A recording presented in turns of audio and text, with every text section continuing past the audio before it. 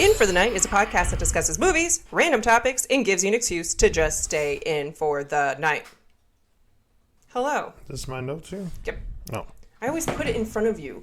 Just making sure it wasn't like last week's or week before last. I clean off the desk and then I put them all over in that huge ass pile over there and then on the floor. Oh, I see it. I was like, no. But yeah. Hi, my name's Katie. I'm sleepy and my back hurts. I wonder why. I have no idea. Mm-hmm. Literally, since she woke up, she's been just working, doing stuff, instead of taking a chill pill like you need to be doing. I don't have chill pills. I am out of my prescription. Well, and that's why your back hurts, and that's why you're tired. And you're probably going to lay on the couch, and then you're going to get up and do something else. Probably. I defrosted the turkey, and I was like, damn it, I need to do that before. No, I was going to cook it. You didn't need to cook it. It took like 5 minutes. It doesn't take long at all, but still. Anyway, what's your name? Whoopi Goldberg. Okay, Whoopi. It's an honor to meet you. I see that you have a new hairstyle, less dreadlocks. Bald and maley. Maley? Melly. Maley with facial hair. Like you grew that on your own or did you like glue it on? No, it's this new surgery called sticking your face with this syringe and it makes you grow hair. Like Botox. I know in Korea they have this like glue stuff where it actually makes you look like you have facial hair and you put glue on your face and you take like little pieces of hair and I think I saw this. It was this video, this black guy, like I think he was bald. No. He was bald or he was just like very clean shaven, like had no facial hair.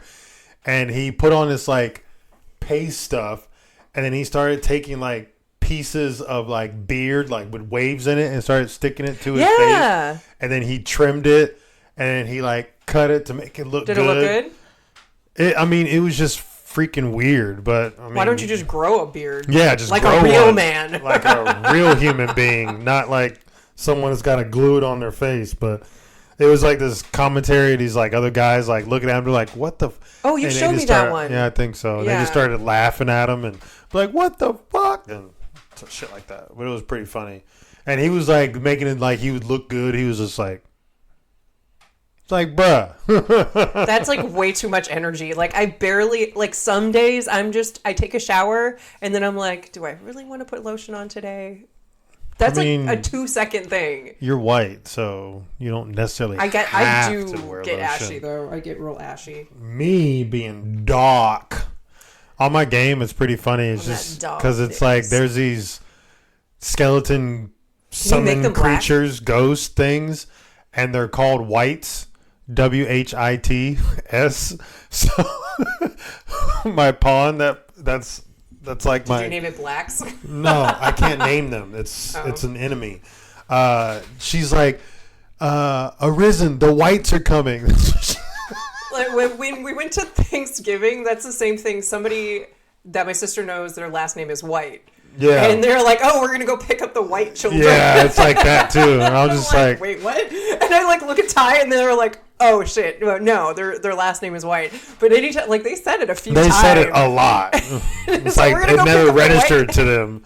It's like, yeah, we're going to go pick up the whites. They're like, wait a minute. What do you mean? Are the darkies not allowed? We got to go pick up the blacks. No, their last names are black.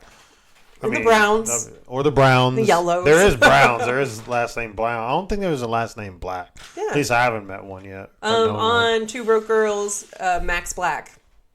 That's a TV show. I'm talking about real life, babe. There could be people in real life. Maybe, but I haven't met or seen or heard, so. You have like a very small world. Okay.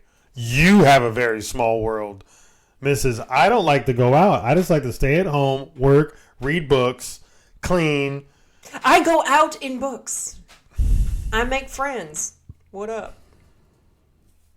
Someone please help me. She needs to get out more. She needs friends. No, because she then needs to go I'm out like, to okay, a sure. bar, converse, maybe. I don't want to converse because then I get tired and then I just want to sneak away. So you can clean for 16 hours a day and not get tired? But sitting at a bar chit-chatting makes you tired. That makes zero sense. It does make sense because I'm an introvert. I don't need to talk to people when I clean. I'm not saying you need to talk to people. I'm just saying you need to get out more. I go to the gym. That's why you're porcelain. I go to the gym. You get zero sun. You like me porcelain. I never said I didn't, but you're still porcelain. Your body needs vitamin D. I have it in a vitamin capsule. No, you need the actual vitamin D from the sun. I thought you were going to make a penis joke, but... No, I said not from me. All right, let's get into this because our topic is a doozy today. So... it's going to be a 30-minute show, folks. We're going to get through this fast. I got things to do. Anyway, so we want... You don't have anything to do. I do. That doesn't pertain to your video game. That's what I need to do.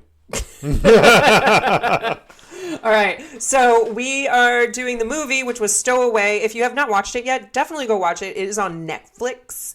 It's a 2021 movie. Do you want to actually do it this time? Since I have my phone. I did it all the time. Last time we didn't because we didn't have a phone. Oh yeah. Well, no, we didn't do it because it was beef. It's not a movie. It's a TV show. All right, so we have Stowaway. We have 5.7 out of 10 on IMDb Bizzles. 76% on Rotten Potatoes.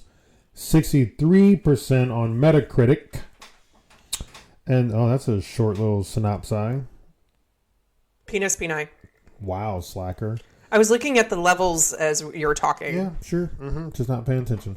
Sure. A 3-person crew on a mission to Mars faces an impossible choice when an unplanned passenger jeopardizes the lives of everyone on board.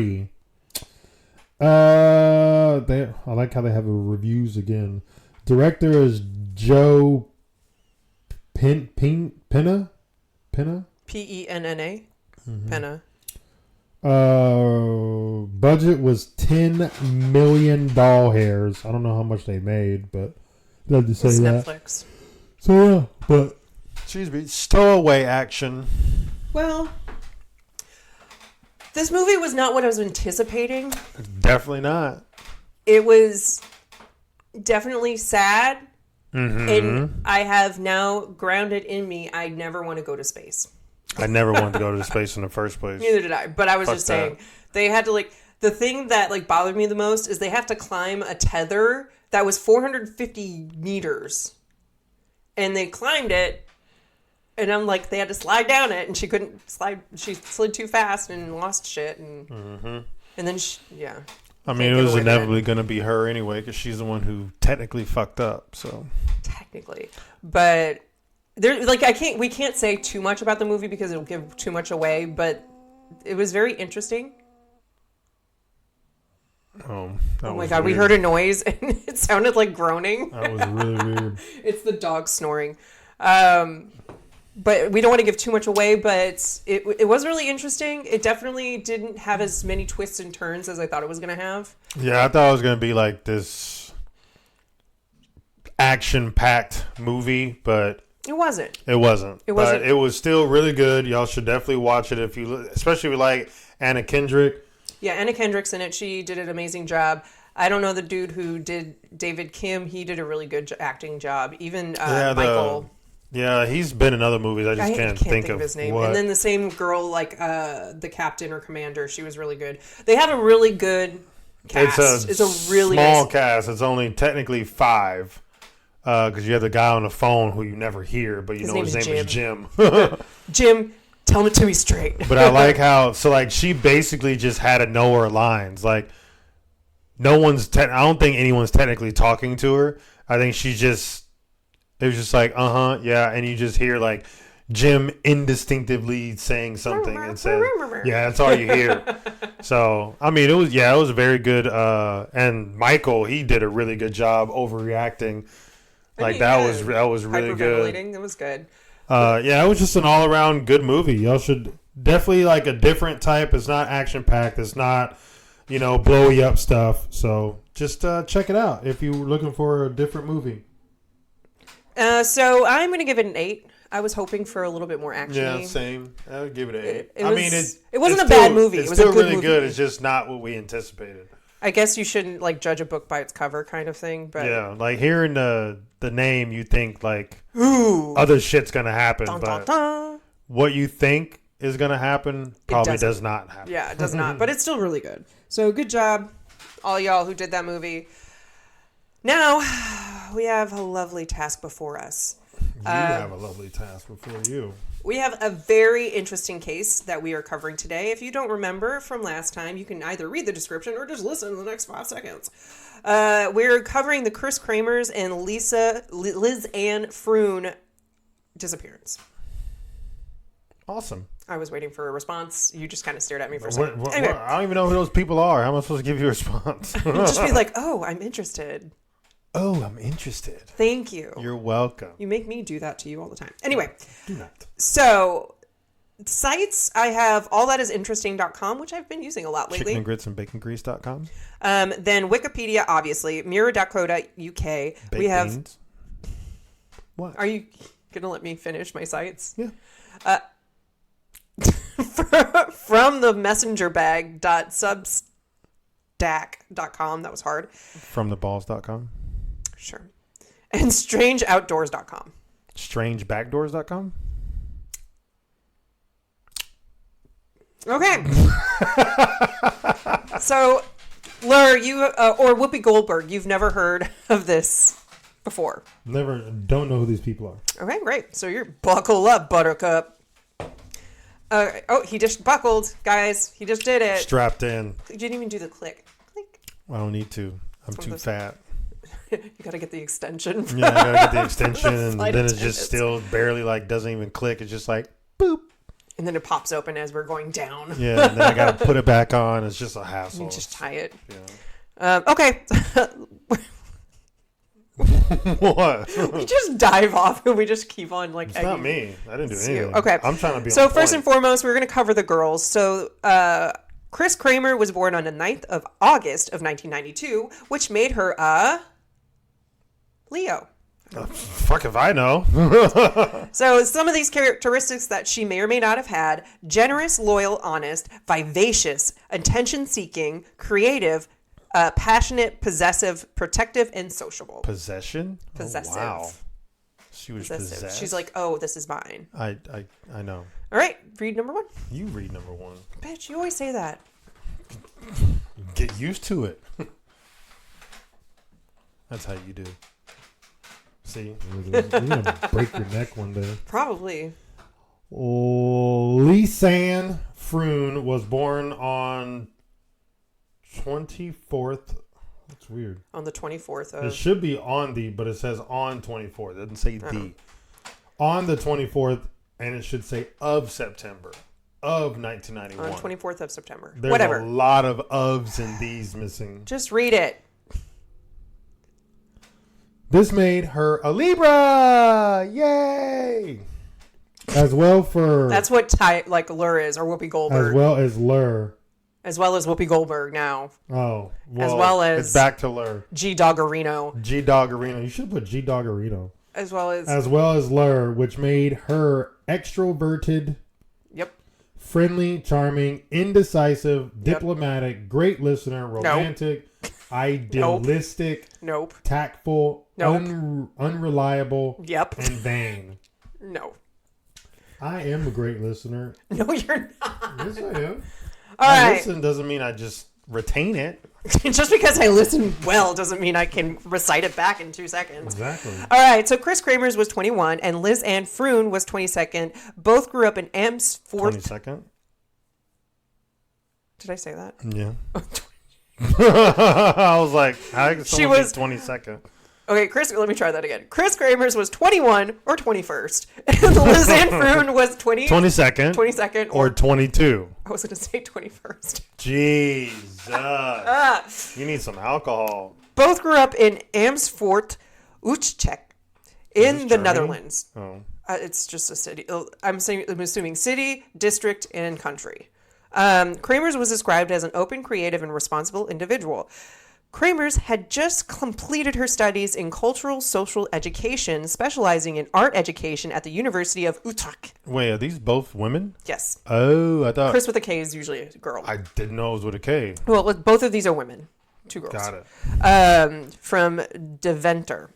While Froon was described as aspiring, optimistic, intelligent, and a passionate volleyball player, which makes her athletic. Froon graduated with a degree in applied psychology. Read number 2. Read number 3? Sure. Okay. Only a few weeks prior to leaving for Panama, Froon had moved in with Kremers in a dorm room in Amsterdam, and they worked together at the cafe/restaurant called... What the fuck? Called In Die Kleine Hap. Like, I don't know if that "in" is supposed to be part of it. They both saved up money for 6 months and planned to go to Panama together on a special 6-week vacation. So 6 weeks is a long time for a vacation. Fuck yeah, it is. They wanted to learn Spanish and wanted to do something significant for the locals, focusing on volunteering with children. Ew. I put that. Yeah, clearly. The trip was also supposed to be a graduation present for Froon. All right, so now we're going to get into it. They're touching each other inappropriately, aren't they? No. Oh. The trip. That's dun, right. dun, dun. It would have been better if they were touching each other inappropriately. Why do you have to make things dirty, dude? I didn't. Okay. March 15th of 2014. Everybody else is thinking. March 15th of 2014, Kremers and Froon arrived in Panama. They toured the country for 2 weeks before arriving in Phuket, Chiriquí, on the 29th of March to live with a local family for a month while volunteering with children. Ew. As you can tell, I don't like children. Okay. She loves children. April 1st of 2014, around 11 a.m., they went hiking near the clouded forest that surrounded the Baru volcano on the Alpianista Trail. Okay, guys, I know I'm probably pronouncing everything wrong. I'm doing my best. I'm pretty sure they do not care. Maybe. Okay. Not far from Phuket. Some sources say that they took with them the family dog that they were staying with that belonged to the owners of the Il Perinsta restaurant. That has not been confirmed. So they don't know if a dog came or not. Mm-hmm. The woman wrote on Facebook that they intended to walk around Phuket, and it was reported that they had been seen having brunch with 2 young Dutchmen before embarking on the trail. Read number 3. I like how you have the background noise and it's actually a good... Dun, dun, dun. Some sources claim the owners of the restaurant became alarmed when their dog returned home that night without Kremers or Froon. Some sources claim the owners of the restaurant became alarmed when their dog... Why is that repeating? That's the same thing. You might just read. It's exactly the same thing, so I'm skipping it. Yeah. Froon's parents stopped receiving text messages, which both women had been sending to their families daily. Okay, so everybody now is kind of alert. They are not around. So on April 2nd, so the day after the 1st, obviously, in the morning, the women missed an appointment with a local guide. The guide was supposed to take them on a private walking tour of Phuket, which was prompted the host family to alert authorities. So they didn't come back at that night. I would have been starting to freak out at night. Mm-hmm. Okay. The next morning an aerial search of the forest was conducted, as well as a search of the village and the lightly wooded areas by locals. So everybody started looking. That's actually pretty quick. The next day, they get have a search party. Well, I mean, yeah, they're Americans in a foreign country, so it's usually typically how it goes. They're not Americans. They're from the Netherlands. Oh, yeah. Well, they're still in a different country. Okay. Read number 4. Oh, no, not on. April 6th, their parents arrived in Panama along with police, dog units, and detectives from the Netherlands to conduct a full-scale search of the forest for 10 days. Mm-hmm. The parents offered a $30,000 reward for any information leading to the whereabouts of Kremers and Froon. Wow. That's They must lovely. be balling. All right, so we're going to skip ahead of a little bit. So they've been searching. There's no sign of these girls, like, at all. And they're like, what the fuck? Where did you go? So we're going to be Probably got eaten. on June 14th. A local woman turned in Froon's blue backpack, which she reportedly found by a riverbank near her village of Alto Romero in the Bucas del Toro province. The backpack contained... I don't know why I looked at you. There's no information that you could respond to. I thought you were going to be like, I thought you were going to say something else added on to that. Like, oh, it's like 200 miles away or something. No, it's usually like this is like about everything is like within a 12-mile radius of each other.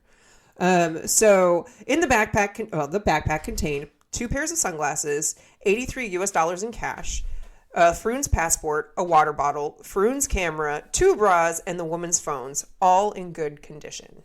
So why was there U.S. money in there if they're not? I think Panama takes U.S. money too. But they're not from the U.S., so why would they? I mean, they probably exchanged it for dollars that they would use. Surprised they just wouldn't change their money for Panama money. I mean, it's like Costa Rica. We used American USD. We gave it to them. Yeah, but we're American. You just said they're not American. I don't know what they did. They probably exchanged it at the airport. Like, people do that. Never mind. I don't Continue. know. Okay. Ruff. Meow. Is that better? Are you done? Are you?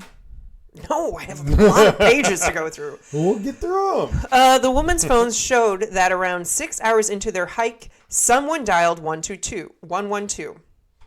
I'm having problems with numbers today. That is the international emergency number in use in the European Union. So they were calling 112 in Europe to be like, yo, we're lost in Panama. Stupid. And then 911, the emergency number in Panama. I would have done that one first. Yeah. But that's me. The first distress call attempt was made by Kremers' iPhone 4 at 4:39 p.m. Mm-hmm. Shortly after that, another attempt was made from Froon's Samsung Galaxy S3. Oh, one has an iPhone, one has a Samsung. Nice. 16:51, so 4:51 p.m. So shortly after, like within 10 minutes-ish. None of the calls got through due to lack of reception in the area. None of the subsequent call attempts ever managed to go through. So they called a lot. We're going to go over that in a minute. So on April 4th, Froon's phone, there's proof. On April 4th, Froon's phone battery died at 5 a.m. and the phone was never used again. So Samsung sucks. Okay. Kremers' iPhone would not make any more calls either, but was intermittently turned on to search for reception. So it was still working, so suck it. Between Maybe five... one charged it and the other one didn't. Between the 5th and 11th of April, the iPhone was turned on multiple times, but without ever entering the correct PIN code again. So the PIN was wrong every single time. Either no PIN or a wrong PIN code was entered. So someone had her phone. Mm-hmm. On the 11th of April, but the thing is, it's in her Froon's backpack. So both phones were in there. Because if they can't be used, then why keep them? Okay, on the 11th of April, the phone was turned on at 10:51 a.m. and was turned off for the last time at 11:56 a.m. So it was on for about an hour and a half. Over the course of 4 days, 77 ring attempts were made, but only one connected, and it was just for 2 seconds due to bad reception. That sucks. It's scary. So we're going to go into the call log. So this kind of goes through what happened and how many calls were made. So on April 1st, the first attempt was done at 4:39 p.m. 4:39 p.m. And then the Samsung did 4:51. So I said that. Then on April 2nd at 8:14 a.m., the second call attempt was on the iPhone. And then the Samsung Galaxy had 5 attempts on that day. Mm-hmm. I'm not going to go through that. Then the iPhone on April 3rd had 3 attempts, or 1 attempt to call, 2 signal checks. On that 3rd of April, the Samsung Galaxy at 7:36 a.m., the phone is turned off. Okay. The 4th of April, there was 2 signal checks for the iPhone, and then the Samsung had 1 signal check, and then a 4th signal check, then the battery died. So that on the April 4th, we no longer have Samsung. All right. So on April 5th, there was a signal check twice. On the second check, there was no pin. And then April 6th had 2 checks, wrong pin. And then the April 11th, the last time the phone was used, 1 signal check with no pin. And then it was switched off. And there was 22% battery life left. Suck it, Samsung. All right. Is that all I had to do? Oh, you get to read number 5. However, Froon's Canon camera contained photos from, I guess, April 1st, suggesting that the women had taken a trail at the overlook of the Continental Divide and wandered into some wilderness hours before their first attempt at making emergency calls, but with no signs of anything unusual. April 8th, 90 flash photos were taken between 1 a.m. and 4 a.m., apparently deep in the jungle and in near complete darkness. So I forgot to show you all this. So these are pictures of the girls. So that's Kris, that's Lisanne. Where am I going wrong? And then that's them together at the start. So that's April 1st. Mm-hmm. Then we go into the context of the backpack. The picture is not very good. They didn't take a very good picture. So we have the contents of the backpack. Everything's dry. Everything's okay. Mm-hmm. Let's see. Only a few pictures received from the memory card show clear images, with most capturing near complete darkness. A few photos show that they were possibly near a river or a ravine. Some show a twig with plastic bags on top of a rock, which is right there. Another shows the back of Kremers' head, which is right there. That's weird. Yeah, right. The identity of the person who took the images and why they were taken remains a mystery. So the top left one is just a random picture that they took as near darkness. Then the one with the twig with plastic, then Kremers' head, and then like the other one was speckles. Like I think it's just dust particles because they were taking pictures around them. Oh, it's not stars? So there were some theories about these pictures that were being taken. It's either for the light because of the flash, or they were just taking random pictures on accident. Like it was hitting them or something in some way, and it was just taking random pictures as they were going. But that's kind of, there's a lot more pictures online, but they're just super creepy. Yeah. Super creepy, like what? Like it's just like darkness, and then like there was a picture. I didn't put it in here because it wasn't very clear, but there's a picture of like Kris like leaning over, like kind of scared looking, and she's like. That would have been a good picture to get. But he couldn't really see it. Like it would be terrible to put on. Like I mean, you wouldn't have to put it on there, but just for. I mean, I could have, but so that's kind of the timeline of what we're gathering. So we're gonna get into the investigation. Dun dun dun. Okay, police searched the area where the bag was found and discovered Kris's clothes folded neatly along the river nearby. So was in the river naked, or thrown in the river naked. Maybe. Kremers' denim shorts were found atop a rock on the opposite bank of the tributary, a few kilometers away from where Froon's backpack had been discovered. So the backpack was discovered I think it was like 3.5 kilometers away, and then her clothes are found here. All completely gone. Bra, shorts, shirt, everything was nicely folded on this fucking rock. Creepy. The jeans shorts were found 14 hours of walking distance from the backpack on top of the rock on the opposite bank of the river. At least, I don't know why it says 8 walking hours. Okay. 14 hours from the backpack and then 8 walking hours away from Bouquet. So like 20. The backpack was found way over here. Then her clothes were found here, and then Bouquet's like right here. Jeez, that's a huge distance. Yeah, so I was wrong. It was about a 14-mile radius, I guess. But anyway, a rumor claimed that the shorts were found zipped and neatly folded. Pictures of the shorts published in 2021 disproved this information. So I didn't put that on there because it wasn't true. 2 months later, closer to where the backpack was discovered, A pelvis and a boot with a foot inside was found.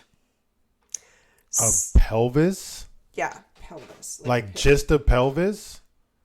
And a boot with a foot? Inside it. Oh, It's like she had a shit. hiking boot and the foot was still inside. Soon, at least 33 widely scattered bones were discovered along the same riverbank. Froon's left foot, that's better, right? Okay. Froon's left foot was found intact and inside her wildebeest boot, showing multiple fractures of the metatarsals. DNA tests later confirmed the match, so it definitely was Froon's foot. DNA testing confirmed they belonged to Kremers and Froon. So the pelvis was Kremers, Froon's was the foot.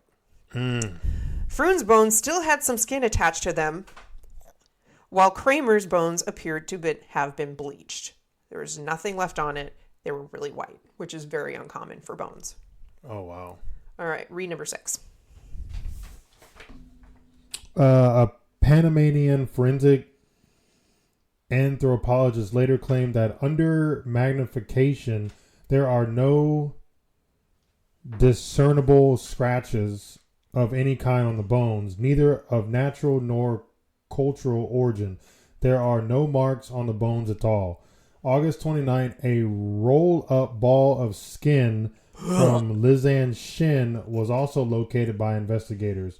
The forensic pathologist later found that the skin was still in an early stage of decomposition, even containing maggots. So, I don't know how to talk about this because it's so disgusting. So, the difference in the decomposition is really weird because Lisanne, she had skin left. It was still maggoty. It was still gross. So, the differences, they're comparing differences. So, they're thinking that Kris died first and Lisanne died later because of the stage, completely different stage of decomp. But the weird thing is that if Kris died in the wilderness, wouldn't you think something would be chewing on her bones? Yeah, that's why there's no marks. Yeah, there's no marks, but nobody did, and it's bleached, which is weird. Like that, you have to have chemicals to make bones bleached, unless you leave them out, I guess maybe. But I know I know I watched my friend Dahmer, and it was saying oh, if you want to get bones to be really white, you have to bleach them with certain acids or something.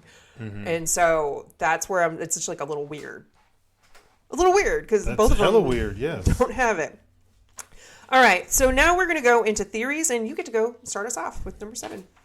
7. Theory 1. They argue that the deaths were an accident caused by flash flooding that is common to the area at that time of year. Yeah, that's bullshit. So in Panama, there was these, they had pictures of people going across rope bridges, but legit, there's one big rope and then it V's up and you hold up on the top and you walk across the big rope. Yeah, but their bones were completely separated from each other. Yeah. But considering the distance, because it was 14 kilometers away, that's where the backpack was found. And then maybe they're trying to cross the river and something happened and all of a sudden, and then it carried them down. But yeah, but the bones, them just a current, I'm sure that river is not that strong of a current to have them hit rocks and separate bone, tendons, muscle. No, I don't believe it. And to counter that theory, Kris's clothes were neatly folded. Yeah, neatly folded. No. I mean, the weather couldn't do that. That is not a good theory at all. It was not a strong theory, but it was a theory. So not a good one. Okay. Moving on. Yeah, exactly. Moving on. Theory 2, the woman got lost while hiking and they both met with an unfortunate fatal accidents. Dutch authorities working on the forensic and search rescue investigators initially thought it was likely the students had accidentally fallen from a cliff after becoming lost. This theory seems unlikely as both women would have had to have been extremely unlucky for this to occur. So they couldn't have just run off like lemmings and died. I mean, they could have. If something scared the fuck out of them in the forest and if it's just dark, took off running. I mean, that could be possible. The pictures but I showed. Then still, the fact that their clothes are fully, like, folded neatly, and in the fact that their bones were scattered in a pretty wide range. Someone either had to kill them and chop them up and then bleach one of their bones and then just like into the river to make it seem like the first theory, or because there's no way, unless they fell and hit very sharp rocks on the way down. But still, it takes quite a bit of force to like pull apart bones and muscle, unless they were just skin and bones. Okay, so it goes on. One person falling and hurting themselves while hiking alone is an accident. 2 people doing it in the span of a few days seems like no coincidence. Exactly. Kris Kremers in this theory gets severely... So this is the theory that they're trying to construct, the step-by-step of how it actually happened in their heads. Kremers in this theory gets severely hurt on the 5th of April, which explains why her pin was put in incorrectly. That Froon didn't know her pin code, and she was trying to dial it in, and she didn't get it. Which, they're best friends. I wouldn't understand Yeah, why. you would think they would know each other's code. So, Froon, a collegiate volleyball player standing 6 feet tall, decides to simply try her best to carry her injured friend around while they search for help. At this point, Froon's unfamiliarity with the terrain, area, and local flora fauna, she could have been attacked by an animal, not likely due to the condition of her bones, herself fallen while trying to refill her water, or even simply passing away of extreme dehydration. So she could have died trying to do all this. She is carrying her around the forest, whatever. This also explains why Kramer's backpack was found so far from where the woman set out originally. Froon simply kept walking, looking for any way to get help. So she was moving in the opposite direction instead of where she needed to go. So that's probably why they were so, 14 kilometers away. Mm-hmm. Oh, 8. 14 hours. No, 14 plus 8 is 22. So she was 22 kilometers away from Phuket. Because the backpack was 8 miles. And then from Phuket to the clothes, it was 8 kilometers. From the clothes to the backpack was 14. So it's 22 kilometers away from Phuket. So she was just going in the complete opposite direction. Well, they probably didn't have a compass, so they lost it. Yeah, you don't do that. Froon's walking, look for update. This also explains why never mind. Froon carrying Kremers also explains the April 8th picture of Kramer's hair among the many pictures of their nearly pitch black surroundings. So the picture was maybe she was carrying her or something, and she accidentally took a picture of her head. Yeah, it doesn't seem likely. Exhausted, dehydrated, and malnourished, Froon would simply succumb to exposure and pass away shortly after Kremers did from her injuries. So that's the theory. They got an accident. I don't believe that. All right, go into the 8th. 8, 3. Please. Oh, shit, I didn't. No. Just read number 8. I didn't finish reading my first theory. I know there was something on the back. Continuing from my first theory that I think is still BS. The official theory from the Panamanian authorities being that the women fell off a monkey bridge and were washed away by the raging water. So monkey bridge is what I explained. Mm-hmm. Unless that water is like very ragey, I don't think it could separate body parts like that. I don't think so. I really don't think so. I haven't tried it. I mean, that water would have to be going pretty fucking fast, first of all. And then, is there a waterfall in this? Yeah, it's like Costa Rica, babe. The river, when it's raining, the water starts coming faster. Yeah, but it's not going that fast, though. I mean, where we were, it wasn't, but they could have probably taken us to a more deadly river if we asked them to. I just don't think that's possible. Because, I mean, we read something that said the amount of force needing to separate a leg, just a leg from the body, was like 200 pounds of force.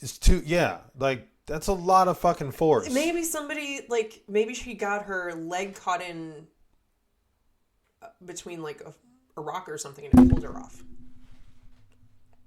That's possible. No, that's not possible. I'm just I don't believe it. I would have to see how raging this water is, but I don't think that's possible. All right. I mean, usually with currents, it'll suck you under and drown you. It wouldn't separate body parts. But anyway, theory 3.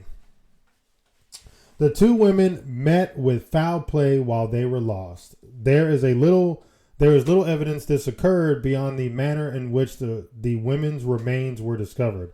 The remains were found scattered along the riverbank, some of them bleached and with no markings on them. And then that's another thing too. If it like was in the water and if they were intact and they got taken under and broke apart, there would be like broken bones. There would be like dents on the bone, like fractures, shit like that. None of that happened, so that can't be the river thing. They simply wouldn't occur in. This simply wouldn't occur in a normal decomposition. There would be scavenger marks or something, but they wouldn't have been completely unmarked. Furthermore, the backpack, while discovered on the riverbank, was completely dry. All of the contents found in were good condition. The biggest piece of evidence lay in the phone powering on and off. Remember, it was powered on every day from April 1st to April 6th, then wasn't powered on again until April 11th. Why the 5-day gap? Especially if it had 20% battery left on April 11th, when it was powered on for the last time. For a start, it was strange that one of the bags was found some way from the river without water damage. But if foul play was involved, why weren't their valuables stolen? Maybe a rapist or murderer just wanted to taunt the authorities, or they came across drug traffickers. So Panama's known for drug trafficking. So this is my last picture that I have. It's actually tied into the first one up here, except lightening it, we notice that there may be a figure. Someone standing and walking? Waiting. So that theory I kind of believe a little bit more, because there's some pictures that just have people, and not to mention that they had dinner with two Dutch dudes, breakfast. I don't see anyone waiting. There's like a little white figure that in the circle, like. Yeah, I see the circle, but it's a white figure. Looks like a parrot to me. Okay, it's a figure. So the figure is. I wouldn't even see it on the computer. But you have to think of this. You're standing on this bank, and it's a ways away. So it's a figure on the other side of the bank, of the river. Do you still have that on your computer? I can pull it up. So there's some other pictures, but that one had like the most. It kind of pointed it out a little bit better, so I kept that one. I like that theory. What? The one that they could have just stumbled across either rapists or drug traffickers, because if they're drug trafficking, they don't need their shit. They don't need them. Yeah, but then like why take them out the way they did? Because they saw them, like the girls saw drug trafficking. Oh, like witnessed. Yeah, they witnessed something. So they're like, well, fuck, bye, and deuces or something. Because usually dismemberment is like gang related, or the C word that I'm not going to say on the podcast, and don't say it either. Shit like that. So that's, I mean, someone had to have done it. It's not the river. It's not a wild animal, even though you would think it would be in that forest. But we rode through Costa Rica. I didn't see any animals besides monkeys. I thought like dogs and cows. Panther was going to jump out and eat us, but I was kind of sad it didn't. I'm glad it didn't. All right, last theory. It kind of ties in with a couple other ones, but they just got lost. Dutch pathologist Dr. Frank said regarding the pictures, "Yes, I saw them. They're creepy. They're Blair Witch Project. They are Blair Witch Project. The part of the jungle out there is known by the guides as Jungle Hell. Past the Continental Divide, people die up here. When you are out there in daylight, there is no problem. When you are out there in the dark, it's a game over. You haven't seen the cable bridges. I'm a mountaineer. You're full mortal on that bridge." So he wouldn't even go across them at night. Pretty much is what he's saying. You're full mortal? You were going to die. Oh. Like, you're mortal. Anyway, it appears at first sight that both women died because of the difficulty and dangerous conditions in the Panamanian jungle. Like, why were they out there at night anyway? They didn't. They started at 11. And they probably, like... The thing is, I thought I put it in here, but I guess I didn't. there was a guy who mentioned that if you go on that specific trail that they started on, it goes in a loop. If you just follow the trail, you couldn't get lost. Like, you would be fine. But something must have happened in that loop. I think it was like an 8-kilometer loop. It was not like super long, but it brought it around, and it should bring you right back to where you started. That's where they're like, this is really confusing. Like, you just follow the trail. Like, you'll be fine. Like you won't die. They probably got spooked or saw something they weren't supposed to. So it could have been anything. And the I think I say it here in a minute. Okay. So I think you're done, right? Okay. So pretty much what I'm covering now that's the total story. That's what happened. There's no real, what is it? Oops. Nobody solved it. We are unsolved. They just have 2 dead girls and they found all this shit. But there's a lot of questions that remain unanswered. So we're going to get into them because I thought those were interesting. Okay. So first and foremost, who erased data from Lisanne Froon's camera? And why? What happened to picture 509? Apparently, there were pictures that were removed from the camera prior to discovery. So there was like a list of, like when you if you have a nice professional camera, it'll number the pictures. And if you delete it, that doesn't move everybody forward. It still remains the numbered. It's just deleted. It's deleted. So some of the pictures were deleted from within those 90 pictures. And so that's what I'm thinking can lead into the drug trafficking where like they caught them and they killed them and then whatever they did with the bodies, c'est la vie. The other one is, why won't the Panamanian national authorities release the girls' full autopsies? Till this day, they refuse to give anybody the autopsy, like the results of the autopsy. Really? So the little information that we have from like the bleached bones, they look unharmed, whatever, that's it. They could be lying then. They could be lying. So that's drug trafficking. Why haven't they followed up on the leads produced by their own forensic examiners, the Creaky police force and local reporters, or launched a thorough investigation into the other unsolved deaths and missing person cases in the area? So they weren't the first two to go missing. I bet not. Like there's I think like 2 or 3 dozen in that area who have gone missing. So why do people still keep fucking going? It's Panama. Like it's an adventure country. Like whatever. Why do we not know whose fingerprints were on the digital camera and the phones? We really need to know who made the last phone calls to 911 and 112. Fingerprints analysis could help with that. So as mentioned before, the second part of the phone dialing, the iPhone was trying to get into, but the PIN was wrong. Which kind of leads to me to think that Froon wasn't the one trying to get into it, because you're best friends with somebody, they would probably share your PIN. Like, you know my PIN, I know your PIN. Like, it's... Yeah, someone else was in possession of the phones. So they could have taken it, but they didn't do that. Very shady. Okay. This one's kind of cut off. How about the water bottle and its water remnants? Were the water molecules found in the small plastic bottle? Pretty much, there was a water bottle in the backpack, and they're saying, why didn't you check the water? Was it the bottled water, or was it river water? So they're trying to, or local tap water, perhaps. That was the last end. So maybe they stopped somewhere and got water, and then they were on their way back, and that's maybe somebody followed them and did whatever. The local girls had warned other youngsters in Bocas del Toro to not venture out alone without a guide, and they were known to be meticulous planners. So why did they themselves decide to go out alone on a wilderness hike? Because they're not the smartest. Perhaps because it was touted to be just a pleasant day hike by Lonely Planet. Or were they not alone after all?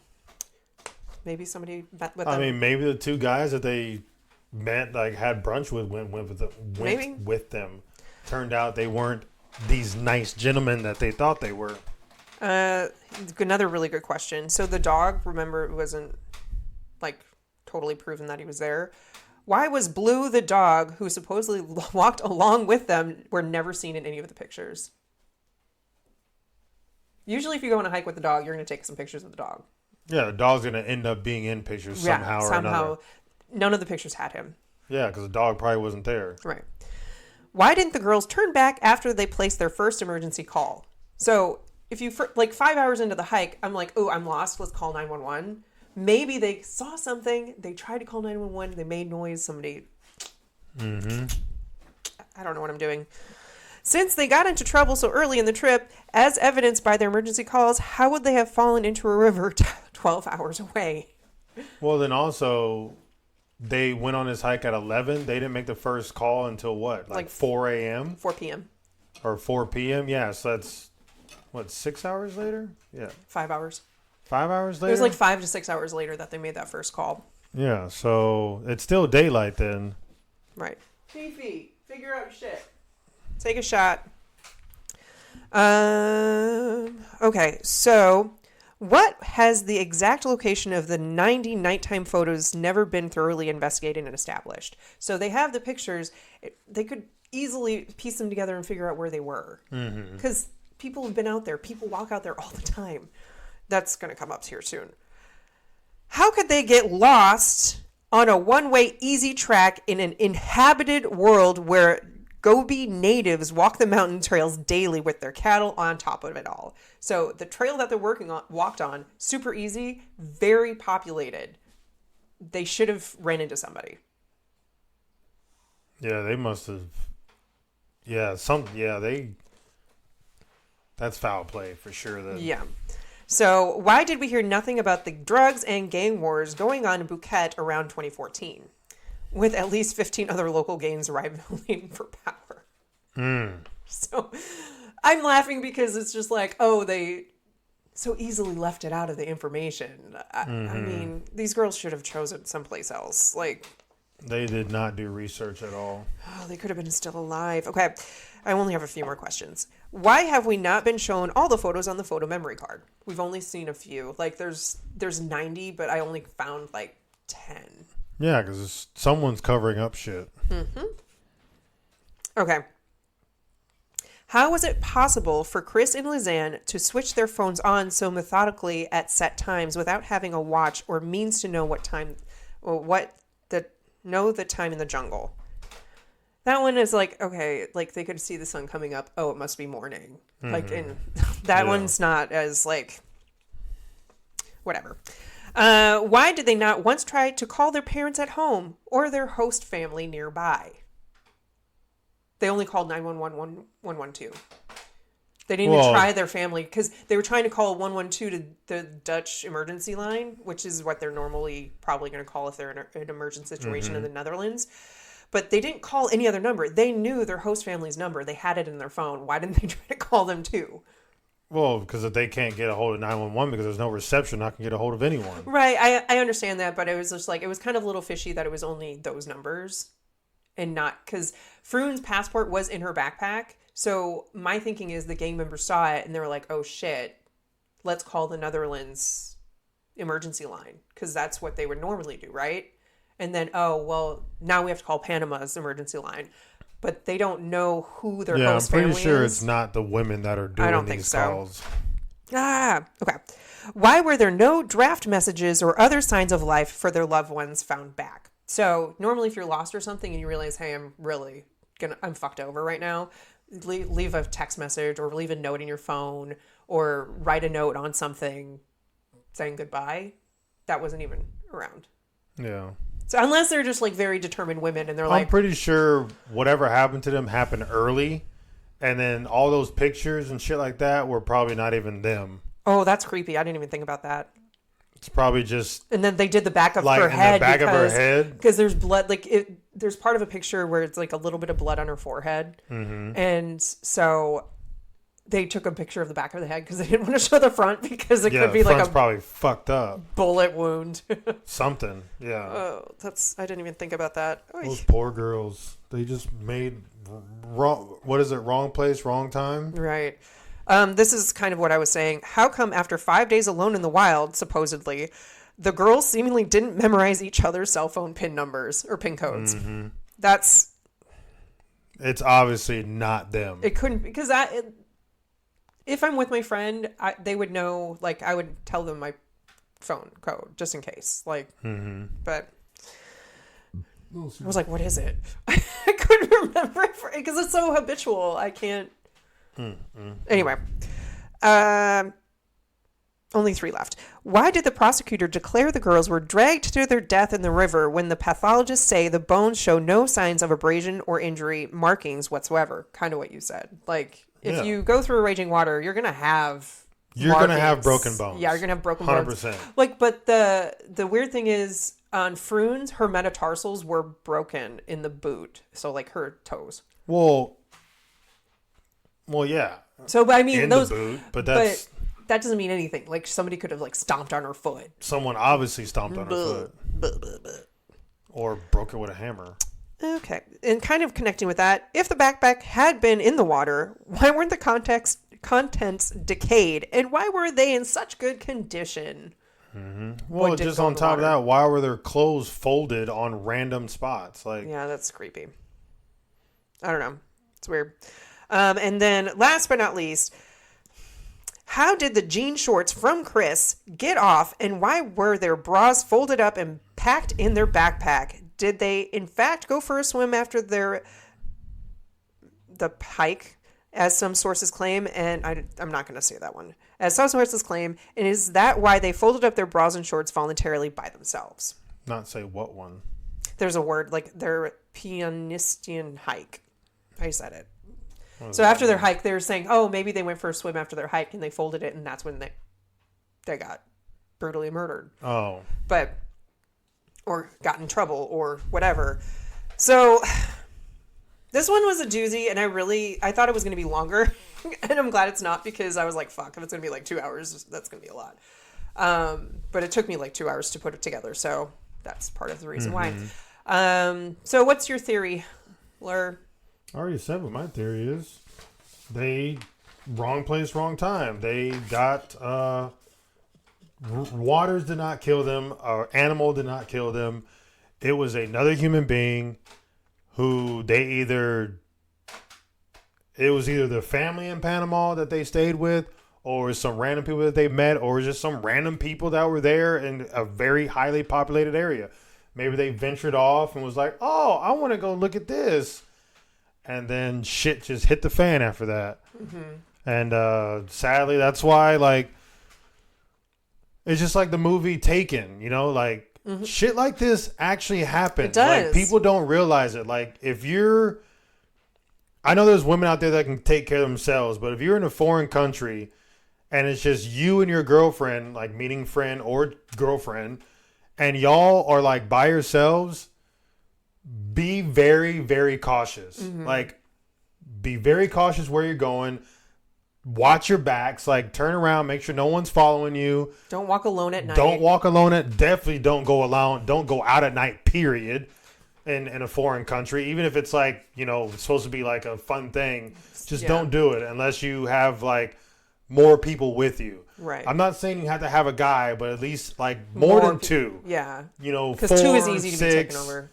Like something like that. It can be 6 women, 4 women is better than just 2, because 2, shit can still happen. Like, it's easier to take over 2 people, but if there's a group, it's harder to. Yeah, it's harder because usually if like someone's gonna do the abducting. I can't say that fucking word either. It's usually 1 or 2 people. It's not 3, 4, 5, 6. It's like 1 or 2. So 4 people, 3 people, 6 people in a group, you should be fine as long as someone doesn't venture off by themselves. Like, and always go to a restroom in groups. Right. Yeah. In 2s or more. You just got to be wary. Like, don't think, it's supposed to be a safe area. That doesn't fucking matter. Doesn't like, matter. That's where the predators Complacency is death. And if you think it can't happen to you, it's probably going to happen to you. It's probably going to happen to you. Like, I'm sure these women thought, oh, nothing's going to happen to us. It's going to be a fun time. We planned it really well. And now they're not here anymore. And they obviously went through a brutal death, whatever it was. I feel my heart goes out for them and their families, because that is terrifying. I feel like their parents probably would have still been worried, even them going, and they'd be like, just be very careful. And then they stopped texting, and then like instantly your stomach drops and it's like the worst is happening. And the worst did happen. And it's just, I can't even imagine like having that feeling, but. That's another reason why it's like terrifying to have a kid, because you just, especially nowadays, you have no idea what could happen. Like they might be like, oh, I want to go to some place with my best friend because they've been there, so many times. You're like, and their family's been there so many times. And it's like, oh, we're just going to go as girls. You're like, okay, whatever. And then all of a sudden, you just don't hear from them ever again. Also, don't follow the U2 touring, okay? Because that's on Taken. That's why the girls were in Paris. Oh, yeah. But, no, seriously, just watch your back. This was a heavy topic. And I enjoyed it because it was very interesting. And I learned some stuff that I didn't realize earlier. Disappearances do happen. And there's a lot of unsolved mysteries too. There's one dude that I really, really want to cover soon. He literally just disappeared. Like, he went to the bathroom in a bar and he is gone. I think you talked about it. I think we talked about him before. Not on the podcast, but I did. You sure? I don't think I did. I'll look at the list, but it was one that I want to do. There's a couple disappearances that were bonkers that I want to cover, and so. That's probably going to come up later, not now, because this was a heavy topic of brutalness. Talk about it whenever we want. All right, so that is the topic. What do you guys think happened? If I missed anything, definitely email me in and let me know. And cite your sources. Please, cite your sources. But thank you for listening. What is our next movie, Lur? Good Burger 2. Shoosh. You still can't remember. So Good Burger 2 is coming up. So we watched Good Burger 1 for the podcast, and why not 2, which is like 20 years later. Yeah, a million years later. But I'm really excited about it. My topic is a paradox. Do you remember? I told you. It's the Bermuda Triangle. You did not tell me that. I did tell you that.